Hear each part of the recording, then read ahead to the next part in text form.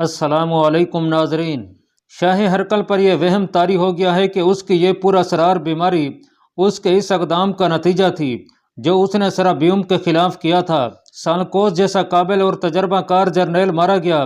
پھر وہ وقت آیا جب شاہ ہرقل نے ملک شام فتح کر لیا اور اب وہ عراق اور عرب کو بھی فتح کرنے کے منصوبے بنا رہا تھا۔ فارس بہت بڑی جنگی طاقت تھی جسے آپ نے توڑا ہے۔ شاہ ہرقل فارس سے سارے علاقے چھین لینا چاہتا تھا۔ اس نے مصر اور شام سے فارسیوں کو بے دخل کر کے بھگا دیا تھا۔ اس میں کوئی شک نہیں کہ روم فارسیوں کے ٹکر کی جنگی طاقت تھی۔ شاہ ہرقل نے فارسیوں کو شکست دے کر اپنے آپ کو اس خوش فہمی میں مبتلا کر لیا تھا کہ اب اس کے سامنے آنے والی کوئی اور جنگی طاقت نہیں رہی اور اب وہ ساری دنیا کا فاتح ہوگا۔ لیکن جوزف عمر بن عاص نے کہا، اس میں مجھے کوئی شک نہیں کہ روم فارس کی ٹکر کی جنگی طاقت تھی، لیکن فارسی اور ادھر یہ رومی ذہن سے اتار بیٹھے کہ اوپر ایک اور طاقت ہے جو جسے چاہے طاقتور بنا دے اور طاقتوروں کو اتنا کمزور کر دے کہ وہ حشرات الارض بن جائیں۔ کیا ہم مسلمان جنگی طاقت کے لحاظ سے کسی شمار میں آتے تھے؟ میں یہی کہنا چاہتا ہوں سپاہ سالار، جوزف نے کہا۔ پہلے مجھے سرابیوم کی عبادت گاہ کی بات کر لینے دیں۔ شاہ ہرقل شام میں تھا۔ پیچھے مصر میں اس کا بیٹا قسطنطین تھا جو مصر کا قائم مقام حکمران بھی تھا اور جرنیل بھی۔ جوان آدمی تھا اور وہ اس قابل تھا کہ اسے جرنیل بنایا جاتا۔ سلطنت کا وفادار تھا اور بڑا ہی قابل جرنیل۔ اس کے کان میں سرابیوم کی عبادت گاہ کی بھنگ پڑی۔ کسی ذریعے سے اسے معلوم ہوا کہ وہاں ہر 3 سال بعد ایک گائے کے بچڑے کی اور کمسن لڑکی کی قربانی دی جاتی ہے۔ قسطنطین نے حکم دیا کہ اس عبادت گاہ کو بالکل تباہ کر دیا جائے اور بچڑے کا بت توڑ کر باہر پھینک دیا جائے اور یہ عبادت گاہ چلانے والوں کو قتل کر دیا جائے۔ فوجی گئے اور نہ صرف ناکام لوٹے بلکہ 4-5 فوجی پراسرار طریقے سے مارے گئے اور باقی ایسی خوف زدگی کی حالت میں واپس آئے کہ ان میں سے کسی کے منہ سے کوئی بات نہ نکلتی تھی۔ یہ سب بولنے کے قابل ہوئے تو ہر ایک نے یہی ایک بات بتائی کہ کہیں سے ایک آواز آتی تھی کہ جو کوئی اس عبادت گاہ کو تباہ کرنے کی کوشش کرے گا وہ خود تباہ ہو جائے گا۔ مجھے یاد ہے کہ جب آپ کی قوم کے ساتھ 8,000 نفری کے لشکر نے ملک شام پر حملہ کیا تھا تو شاہ ہرقل نے نفرت سے کہا تھا کہ چند گیدڑ ایک شیر کے مقابلے کو آئے ہیں، لیکن جنہیں اس نے گیدڑ کہا تھا انہوں نے شاہ ہرقل کو شام سے اس طرح پسپا کیا کہ اس کی زیادہ تر فوج کٹ گئی اور باقی تتر بتر ہو کر بھاگی۔ آپ کو یہ معلوم نہیں ہوگا کہ ہمارا ایک جرنیل کمک لے کر شام گیا تھا، لیکن وہ اس وقت وہاں پہنچا جب ہماری فوج پسپا ہو رہی تھی۔ اس جرنیل نے شاہ ہرقل کو بتایا کہ قسطنطین نے سرابیوم کی عبادت گاہ کو تباہ کرنے کی کوشش کی تھی۔ اس نے پوری بات سنائی۔ پھر ہرقل نے قسطنطین کو بہت ڈانٹا کہ اس نے اس عبادت گاہ پر ہاتھ ڈالا تھا اور اس کا نتیجہ یہ ہے کہ ایک گمنام قوم کا مٹھی بھر لشکر ہمارے قدم اکھاڑ چکا ہے اور اس نے ملک شام پر قبضہ کر لیا ہے۔ وہ کہتا ہے کہ یہ شکست اس عبادت گاہ کی توہین کی سزا ہے۔ جوزف سپہ سالار عمر بن عاص نے کہا، انسان جسمانی طور پر کتنا ہی طاقتور کیوں نہ ہو، وہ صرف کوئی ایک سا وہم ذہن میں بٹھا لے تو اس کی جسمانی طاقت کسی کام نہیں آئے گی۔ ہم اللہ تعالیٰ کا پیغام لے کر آئے ہیں جو یہ ہے کہ اصل طاقت اور حکمرانی اللہ کی ہے، اس میں کوئی شک نہیں اور کوئی وہم نہیں۔ کیا تم نے دیکھ نہیں لیا کہ میرے ساتھ کتنی کچھ جنگی طاقت ہے، لیکن اس لشکر کی فتوحات دیکھ لو۔ یہ میری طاقت نہیں، یہ اللہ تعالیٰ کی طاقت ہے اور ہم پر کوئی وہم طاری نہیں۔ صرف میں نہیں سپہ سالار، جوزف نے کہا، میرے ساتھی اور مجھ سے اوپر کے رتبوں کے قبطی عیسائی اسلام قبول کریں یا نہ کریں یہ مان گئے ہیں کہ عرب کے ان مسلمانوں کے پاس کوئی روحانی طاقت ہے، ورنہ فارسیوں اور رومیوں کو کوئی اس طرح شکست نہیں دے سکتا تھا۔ کسرا ایران کا صرف نام باقی رہ گیا ہے۔ سپہ سالار عمر بن عاص کے ذہن پر یہ لڑکی سوار تھی۔ انہوں نے جوزف سے پوچھا کہ اس کی رائے کیا ہے۔ لڑکی اسی عبادت گاہ سے ملے گی، جوزف نے کہا۔ مجھے یاد ہے کہ 3 سال پہلے ایک لڑکی روزہ جزیرہ سے لاپتہ ہو گئی تھی۔ یہ الگ بات ہے کہ اس کے باپ کی شکایت کسی نے نہیں سنی تھی۔ آپ سوچ لیں کہ ان کھنڈرات میں کچھ آدمیوں کو بھیجنے کا خطرہ مول لیں گے یا نہیں؟ تم شاید نہ سمجھ سکو جوزف، عمر بن عاص نے کہا۔ مجھے اپنی جان کا خطرہ بھی مول لینا پڑا تو لوں گا۔ میں اس لڑکی کے باپ کے آگے نہیں بلکہ اپنے اللہ تعالیٰ کے آگے جواب دہ ہوں۔ اس کے بعد میں اپنے امیر المومنین کے آگے جواب دہ ہوں۔ رہی بات لڑکی کے باپ کی تو لڑکی کی گمشدگی کی شکایت کے بعد میں لڑکی کو اپنی بیٹی سمجھنا فرض سمجھتا ہوں۔ میں نے اتنی لمبی بات کبھی نہیں سنی، آج صرف اس لیے سنی ہے کہ شاید کوئی بات میرے فرض کی ادائیگی میں میری مدد کر سکے अमर बिन आस ने उसी वक्त अपने सबसे ज्यादा निडर और खतरा मोल लेने वाले सलार जुबैर बिन अवाम रजी अल्लाह तआला अन्हु को बुलाया। उन्हें लड़की की गुमशुदगी की बात मुख्तसरन सुनाकर कहा कि वो जोसेफ को साथ लें और कोई ऐसे दो आदमी भी साथ लें जो उन खंडरात से पूरी तरह वाकिफ हों, और जितने मुजाहिदीन साथ ले जाना चाहते हैं ले जाएं और वहां छापा मारें। उन्होंने यह भी कहा कि लड़की वहां से ना मिली तो उस इबादत गाह को तबाह कर दें और वहां जो आदमी हों उन्हें पकड़ कर ले आएं। एक अतालवी वक़ाई निगार रूना लेतीनी ने तारीख की खाक छान कर इस किस्म के वाक़यात ज़रा तफसील से बयान किए हैं। तीन बड़े मरखों ने सिर्फ इशारतन जिक्र किया है। बहरहाल ये वाक़या इस तरह हुआ कि सलार जुबैर बिन अवाम रजी अल्लाह तआला अन्हु 8 मुजाहिदीन को साथ लेकर सराबियुम के खंडरात में चले गए। पुलिस का सबसे बड़ा अफसर जोसेफ साथ नहीं गया था। उसने सलार जुबैर को 2 गाइड दे दिए थे जो उन खंडरात से अच्छी तरह वाकिफ थे और बवक्त ज़रूरत लड़ने का तजर्बा भी रखते थे। जहाँ तक वक्फियत का ताल्लुक था, उन खंडरात को बेशुमार लोग देख चुके थे और मुजाहिदीन ने भी उन खंडरों की सैर कर ली थी, लेकिन उनके खुफिया गोशों से कोई कोई वाकिफ होगा। उन दोनों आदमियों से पूछा गया कि वो उन खंडरों के उस हिस्से से वाकिफ हैं या नहीं जहाँ इबादत गाह बनी हुई है। उन्होंने बताया कि वो अंदर तो नहीं गए, ना ही कोई ये दावा कर सकता है कि वो इस हिस्से में भी गया है, लेकिन वो इतना बता सकते हैं कि वो हिस्सा कहाँ से शुरू होता है। सलार जुबैर बिन अवाम सिर्फ निडर और बेखौफ ही नहीं थे, बल्कि अक्ल और दानिश के लिहाज से कोई कोई ही उनकी बराबरी का दावा कर सकता था। उन्होंने जोसेफ को अलग बिठाकर बड़ी बारीकी से पूछ लिया था कि पहले जो आदमी मारे गए थे वो किस तरह मारे गए थे, और कुछ दीगर मालूमात भी ले ली थी। एक रोज़ पहले वो दिन के वक्त वहाँ चले गए और इस तरह अंदर घूमते फिरते रहे थे जैसे कोई अजनबी सैरो सियाहत के लिए आया हो। उन्होंने बलई मंजिल में जाकर भी अंदर की दुनिया देख ली थी। ये खंडर सिर्फ इतने ही नहीं थे कि एक 4 दीवारी होती और अंदर 2-4 कमरे ही बने हुए होते। वो तो कमरों और राहदारियों की एक दुनिया थी जिसके अंदर जाकर भूल भलियों से सामना होता था और यह डर कि आदमी भटक जाएगा और बाहर नहीं निकल सकेगा। ऐसा कोई खतरा नहीं था, फिर भी राहदारियां गुलाम गर्दशें और कमरों और बरामदों की अफराद कहीं तासुर पैदा करती थी कि यहाँ जो आएगा वो बाहर नहीं जा सकेगा। जिस जमाने में यह इमारत सही और सालम थी और यहाँ बाकायदा खुलेआम इबादत होती थी, उस दौर में यकीनन यह एक पुरशिकवा और काबिल अजमत इमारत थी। खंडरात ही इसके हुस्न और अजमत को बज़बान खामोशी बयान कर रहे थे। अब तो छतें कहीं गिरी हुई और कहीं झुकी हुई थी। दीवारें भी ऐसी कि उन पर हरी कई जम गई थी और कुछ दीवारें आधी और कुछ ज्यादा गिरी पड़ी थीं और बाज इस तरह खड़ी थीं कि उन्होंने छतों को संभाल रखा था। एक हैबत थी जिसे कमजोर दिल आदमी बर्दाश्त नहीं कर सकता था। जाले ऐसे घने थे कि उन पर शक होता था कि ये जाले नहीं बल्कि कपड़े लटक रहे हैं जो मेले भी हैं और चीथड़े भी बन गए हैं। उन जालों में मरे हुए बड़े चमगादड़ फंसे हुए थे और एक जाले में एक उल्लू फंसा हुआ था और जाले में से निकल ना सका और वहीं फड़फड़ाता मर गया। कहीं से 1-2 सांपों का निकल आना हैरतनाक ना था। ऐसी दीवारें भी थीं जिन पर कई नहीं जमी थी, उनका प्लस्तर अभी तक महफूज था और उस पर उस दौर के मुसव्वरों ने देवियों और देवताओं की तस्वीरें बना रखी थीं। ये तस्वीरें तेज धार या नुकीले औजारों से खुदी हुई थीं और इनमें रंग भरे हुए थे, इसलिए ये सदियों बाद भी महफूज थीं। एक वसी और खासा कुशादा हाल था जिसकी आधी से ज्यादा छत गिरी हुई थी और सारा मलबा फर्श पर ढेरों की सूरत में बिखरा हुआ था। हाल की एक दीवार के साथ चबूतरा या स्टेज बना हुआ था। उस स्टेज पर और महफूज दीवारों पर जो नक्शो निगार और मूर्तियां बनी हुई थीं, उनसे साफ पता चलता था कि यह इबादत गाह थी। इस इबादत गाह का एक दरवाजा एक और कमरे में खुलता था। यह छोटा सा कमरा था जिसकी वसत में तकरीबन 1 गज चौड़ा गोल चबूतरा बना हुआ था। उसके इर्द गिर्द कुछ हड्डियां बिखरी हुई थीं जो यकीनन इंसानी जिस्म की थीं। यही ख्याल आता था कि कमरे में इंसानी जान की कुर्बानी दी जाती होगी और इसका तरीका यह होता होगा कि जिसे कुर्बान करना होता उसे इस गोल चबूतरे पर ही बिठाकर उसका सर चबूतरे पर रख देते और तलवार या कुल्हाड़ी से उसकी गर्दन काट देते थे। 2-3 जगहों से सीढ़ियां ऊपर जाती थीं। सलार जुबैर बिन अवाम ऊपर भी गए थे। ऊपर तो संभल संभल कर चलना पड़ता था क्योंकि जगह जगह से छतें गिरी हुई या झुकी हुई थीं। महफूज छतों पर चलने से भी डर आता था कि ये गिर पड़ेंगी।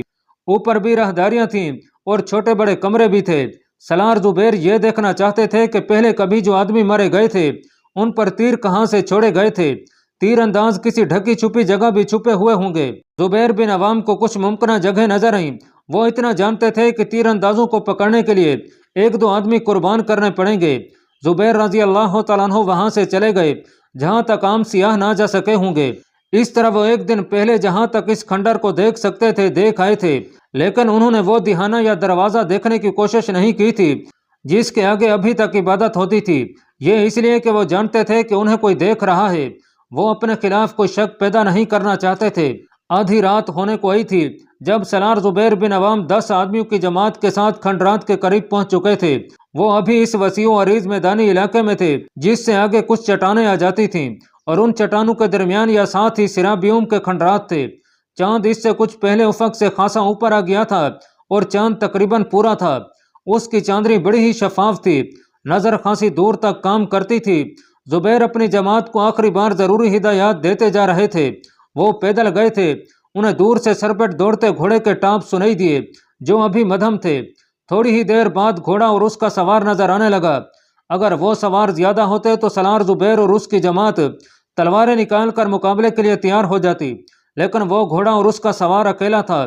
قریب پہنچا تو اس نے گھوڑے کی لگام اتنی زور سے کھینچی کہ گھوڑے نے چاروں قدم زمین میں گاڑ دیے اور چند قدم آگے آ کر رکا۔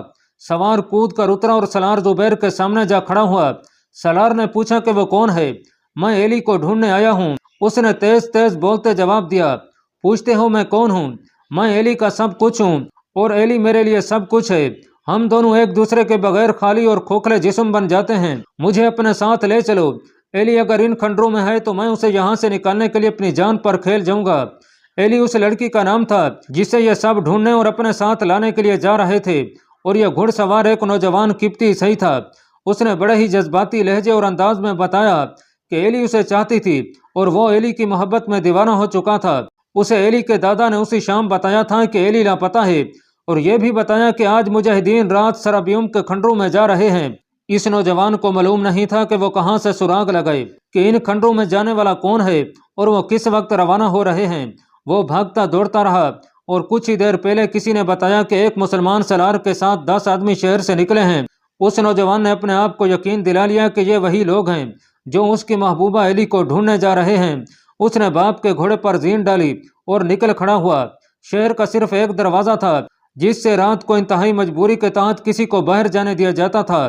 اس نوجوان نے باہر کی وجہ یہ بتائی کہ اسے اس جماعت کے ساتھ شامل ہونا ہے جو ایک سالار کے ساتھ گئی ہے۔ سالار کے نام سے اس کے لیے دروازہ کھل گیا اور وہ گھوڑا سر پر دوڑاتا سالار زبیر کے پاس جا پہنچا۔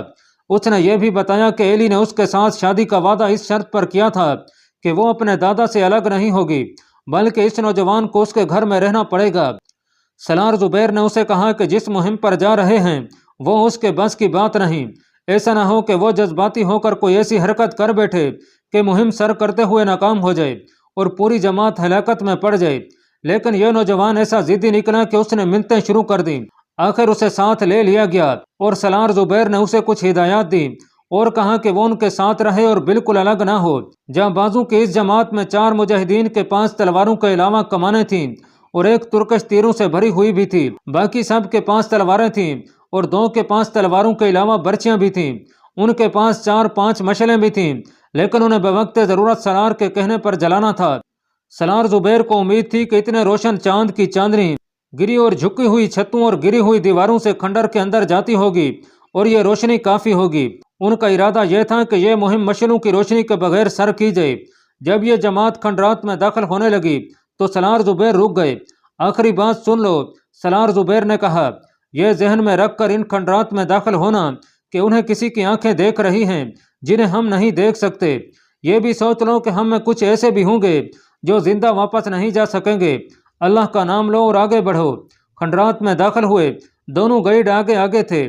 سالار زبیر بن عوام نے ایک روز پہلے اندر جا کر راستے دیکھ لیے تھے۔ گائیڈ انہیں کسی اور طرف لے جا رہے تھے۔ سالار نے بڑی دھیمی آواز میں کہا کہ اب تیر انداز ایک ایک تیر کمانوں میں ڈال لیں اور دوسرے اپنی تلواریں نکال لیں۔ چاندنی اندر تو آ رہی تھی لیکن بعض راہداریاں بالکل تاریک تھیں۔ اندر خاموشی طاری تھی۔ اس ہیبت ناک خاموشی کو ایک الو کی آواز نے توڑا۔ الو 3 بار بولا۔ ایسے بھیانک کھنڈروں میں الو ہی بول سکتا تھا۔ یہ الو کی آواز ہے، سالار زبیر بن عوام نے کہا، لیکن یہ کسی انسان کے منہ سے نکلی ہوئی آواز بھی ہو سکتی ہے۔ اس عبادت گاہ کے چوکیدار نے الو کی طرح بول کر اپنے سوئے ہوئے ساتھیوں کو خبردار کیا ہوگا۔ راہداریوں کے چند ایک موڑ مڑ چکے تو ایک کھلا ہوا راستہ آ گیا۔ اچانک یوں ہوا جیسے بڑی ہی تیز آندھی آ گئی ہو اور اس کے ساتھ ہلکی ہلکی چیخیں سنائی دینے لگی۔ गाइड फौरन बैठ गए और बाकी सब से कहा कि वो भी बैठ जाएं। ऐसे लगता था जैसे हवा के तेज झोंके सर के ऊपर से गुजर रहे हों। ये कौवे जितने बड़े बल्कि उससे भी बड़े परों वाले चमगादड़ थे जो छतों के साथ उल्टे लटके रहते थे। इनकी दुनिया में जरा सी भी मुदाखलत हो तो ये इसी तरह सैकड़ों और हजारों की तादाद में उड़ जाते हैं और सबका रुख एक ही तरफ होता है। ये तूफान बिल्कुल निकल गया तो जाबाजों की यह जमात उठकर आगे को चली। इस खंडर का सहन था ही नहीं, छतें ही छतें थीं। 2-3 कुशादा कमरों और बरामदों में से गुजरे तो एक गिरी हुई छत से चांदनी आ रही थी और अंदर का सारा मंजर नजर आ रहा था। एक तरफ सीढ़ियां थीं। सलार जुबैर ने उन सीढ़ियों को पहचान लिया और अपनी जमात के उस आदमी को सीढ़ियों पर चढ़ जाने को कहा जिसे वो पहले बता चुके थे कि ऊपर जाकर कहाँ जाना है और क्या करना है। यह जांबाज मुजाहिद तीर अंदाज था। इसी तरह 2 और सीढ़ियों से सलार जुबैर ने 2 जांबाजों को ऊपर भेज दिया। उन्हें खबरदार कर दिया गया था कि छतें कुछ तो गिरी हुई हैं और कुछ वैसे ही झुक गई हैं, उनसे खबरदार रहें वरना नीचे आ पड़ेंगे। कभी तो यूं चीखनुमा आवाज आती थी जैसे चुड़ैलें चीख उठी हों। कदम घसीटने की भी कहीं से आवाज आती थी और यूं लगता था जैसे मरे हुए गुनाहगारों की बदरूहें इस हेबतनाक वीराने में घूम फिर रही हूं। लगता यूं था जैसे ये बदरूहें किसी न किसी रूप में नजर आ जाएंगी, लेकिन वहां मलबे के ढेरों के सिवा कुछ भी ना था। आखिर जाबाजों की यह जमात उस हाल में जा पहुंची जहां एक दीवार के साथ सटेज जैसा चबूतरा बना हुआ था। ये इस हाल के निस चुड़ई जितना लंबा होगा। इसके दोनों तरफ और इसके आगे भी मलबा पड़ा हुआ था। दोनों गाइड आगे चले गए और मलबे के एक ढेर पर जा चढ़े। उन दोनों में से किसी एक की हल्की सी चीख सुनाई दी। दूसरा दौड़ता हुआ मलबे के ढेर से नीचे आ गया। किसी तरफ से चांदनी की किरणें अंदर आ रही थीं। इसके साथ ही ऊपर से किसी के गिरने का धमाका सुनाई दिया। ये कोई आदमी ही हो सकता था। चांदनी की रोशनी काफी नहीं थी। सलार जुबैर ने कहा कि फौरन मशल जला लो। मशल जलाने वाले मुजाहिद ने मशल जला ली। पहले अपने गाइड को देखा जो गिरा पड़ा था, फिर उसकी गर्दन की तरफ से एक तीर दाखिल हुआ और दूसरी तरफ से थोड़ा सा बाहर आ गया था। गाइड तड़प रहा था। सलार जुबैर ने देखा कि तीर की सामने वाली नोक बाहर निकल आई है तो उन्होंने दूसरी तरफ से तीर तोड़ दिया और नोक वाली तरफ से पकड़कर खींचा और तीर बाहर निकल आया। लेकिन गाइड के बचने की कोई उम्मीद नहीं थी। खून का फवारा फूट रहा था। यकीनन शह रग कट गई थी। एक जांबाज मुजाहिद ने सलार के कहे बगैर ही दूसरी मशल जला ली और उस तरफ गया जहां उसके मरने की धमक सुनाई दी थी। वो कोई आदमी था जो उनके लिए अजनबी था। उसकी पीठ में तीर उतरा हुआ था और इतना अंदर चला गया था जिससे अंदाजा होता था कि यह तीर करीब से चलाया गया है। यह आदमी भी अभी जिंदा था और तड़प रहा था। इसे भी मरना था। सलार जुबैर ने अपनी तलवार की नोक उसके दिल के मकाम पर रख दी और पूछा कि वो कौन है। वो उठने के काबिल नहीं था। नहीं बताऊंगा, तीर खाए हुए जख्मी ने कहा। तलवार मेरे सीने में उतार दो, मुझे तो अब मरना ही है। अपने देवताओं को नाराज करके नहीं मरना चाहता। सलार जुबैर समझ गए कि इस शख्स से कुछ मालूम करना मुमकिन नहीं। बात बिल्कुल साफ थी।